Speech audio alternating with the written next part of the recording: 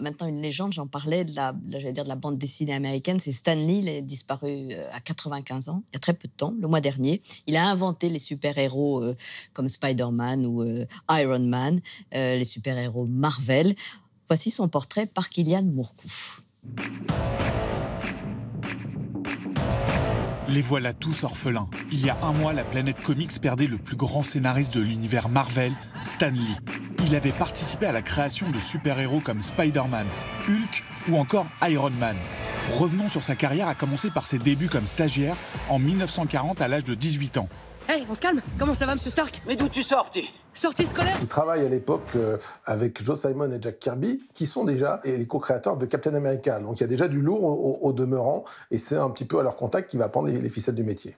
Travailler dans les comics, c'est comme être cireur de chaussures, pour parler d'un métier un peu disparu. Vraiment payé à coups de lance-pierre.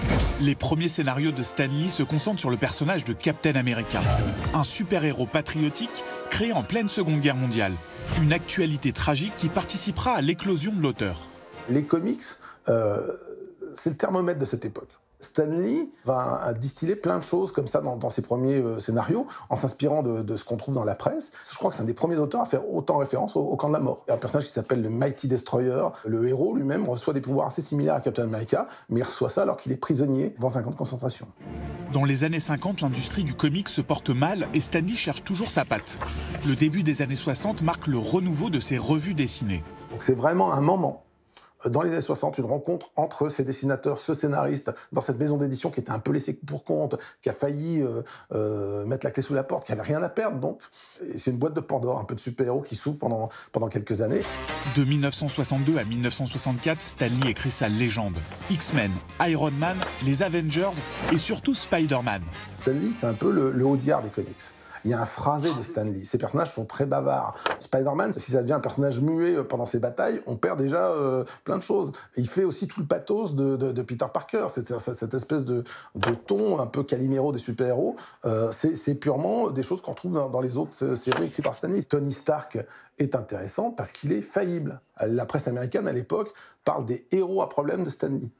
Stan Lee ne s'intéresse pas seulement à la psychologie des personnages, mais aussi aux questions sociétales de l'époque. Marvel est très actif sur la lutte pour les droits sociaux. On a le numéro 2 du journal où travaille Peter Parker, qui devient un peu son mentor dans le journalisme, Joe Robertson. C'est un noir. Dans les années 60, c'est pas courant de voir ça. Je pense que les héros du Marvel Age de cette époque-là, ils sont au rendez-vous de l'histoire. Ils font des choses, par exemple, qui doutent du progrès scientifique. Alors que l'Amérique est à fond dans la course aux étoiles, les 4 Fantastiques, c'est quand même des astronautes qui essaient d'aller dans les étoiles avant les Russes et puis qui se plantent.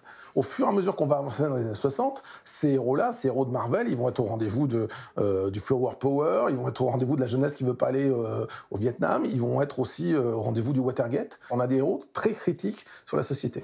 Après ce succès, Stan Lee s'écarte de son métier de scénariste et devient un ambassadeur de Marvel. Il supervise les premières adaptations à la télévision.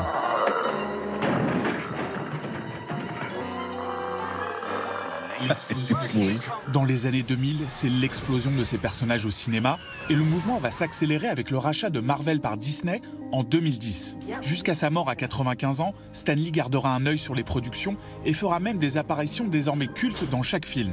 Il aurait rêvé avoir un rôle plus long dans un film en particulier. C'est une telle machine à buzz, Stan Lee, que si on l'avait mis à côté d'un autre super-héros, tout le monde aurait parlé vraiment de ce petit vieux qui était à la même hauteur parce qu'il accrochait la lumière. Je crois que c'est dans Spider-Man 3 par Sam Raimi, où il est à côté de Peter Parker et que sa seule apparition, sa seule phrase, c'est de lui dire « Je pense qu'une personne peut faire la différence. »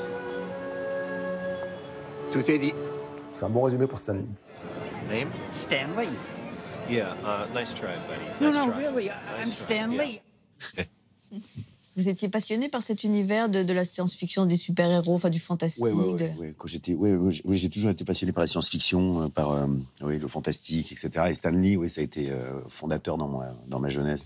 Et pourtant, ça ne s'est pas tellement retrouvé dans votre cinéma, et même pas du tout. Non, pas du tout. Au contraire, je fais un cinéma d'anti-héros, moi, au contraire. Donc, voilà.